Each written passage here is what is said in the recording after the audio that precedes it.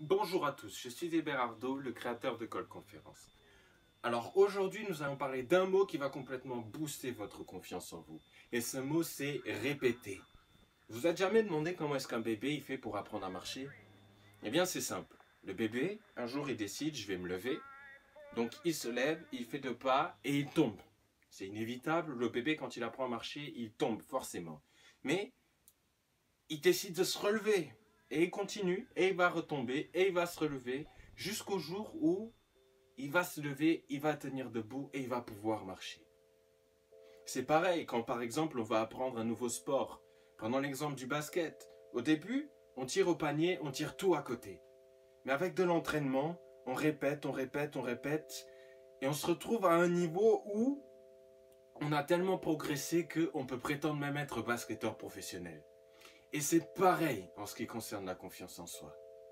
Si vous n'avez pas confiance en vous, ça veut dire que quelque part, vous n'avez pas assez fait cette action qui est de répéter, répéter, répéter. La confiance en soi, c'est de répéter les bonnes actions, certes, mais c'est aussi répéter les bonnes pensées. Le docteur Ivan Joseph a dit dans une de ses conférences qu'il a fait pour TED Talks que ce que l'on pense aura un effet sur ce que l'on fait. Prenons un exemple très simple. J'ai fait une expérience dernièrement parce que, eh bien, disons que je voulais prendre un petit peu de muscle. Je voulais prendre des abdos, un petit peu de bras, même si ça ne se voit pas encore, hein, c'est dans le projet. Eh bien,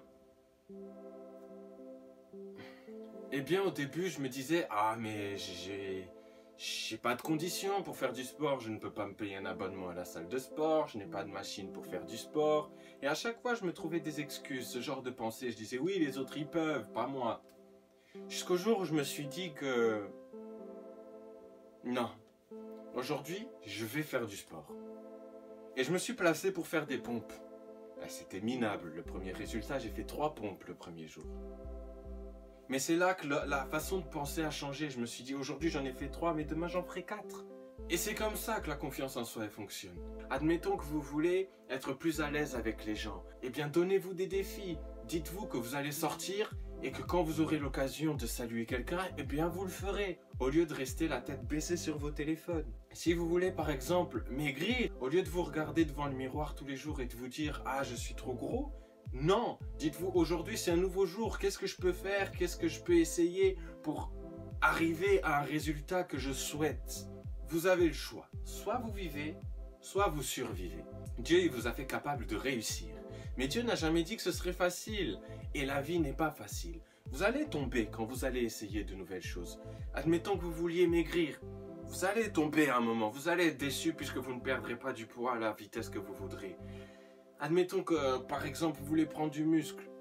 Vous allez tomber puisque vous allez voir que ça ne va pas à la vitesse que vous voulez. Vous voulez être plus à l'aise avec les gens. Vous allez tomber. Mais on ne mesure pas la confiance en soi au nombre de fois où on tombe. On mesure la confiance en soi au nombre de fois où on se relève et qu'on recommence. Et si vous tombez, vous recommencerez. Vous tomberez, vous recommencerez encore, puisque à force, il y aura un jour où au lieu de vous lever pour marcher, vous allez vous lever et vous allez partir en courant. Voilà, c'était la fin de ma vidéo.